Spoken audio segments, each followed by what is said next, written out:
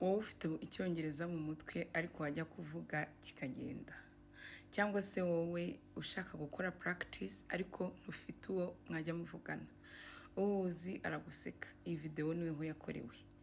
Nyuma yuko abantu benshi muri comment section bagiye banyandikira ati turashaka group twajya dukoreramo practice, twajya tuvugiramo icyo cyongereza, tubwira ko dukeneye practice kugira ngo tumenyere kukivuga. Icyo gitekerezo nasanze ari nyamibwa, none uyu munsi iyo group nayikreye n'ubuntu ushaka wese yayijoininga. Icyo ugomba kwitega muri iyi group nuko uzajya uvuga n'abagenzi bawe, muvugane, ukora amakosa, mukosorane, kandi ikindi nuko uko ugenda ukora ikintu niko ugenda ukimenyera. Umwongereza yaravuze ngo practice makes perfect.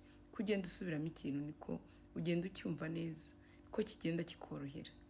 So tuzajya duchallengingana kugira ngo tubashe kuvuga.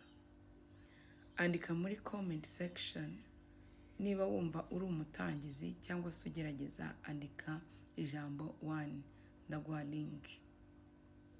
Abo bafite group yabo. Niba wumva uri advanced, wumva icyongereza cyawe ufite ukuntu kiza ariko urashaka kukimprovinga, andika ijambo 2, nawe ndaguha link ya WhatsApp ya advanced.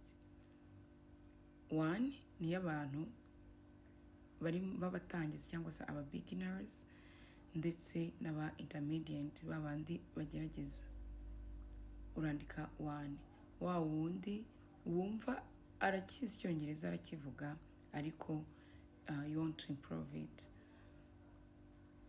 andika ijambo 2, ndaguha link kugeza kuri group. Thank you very much.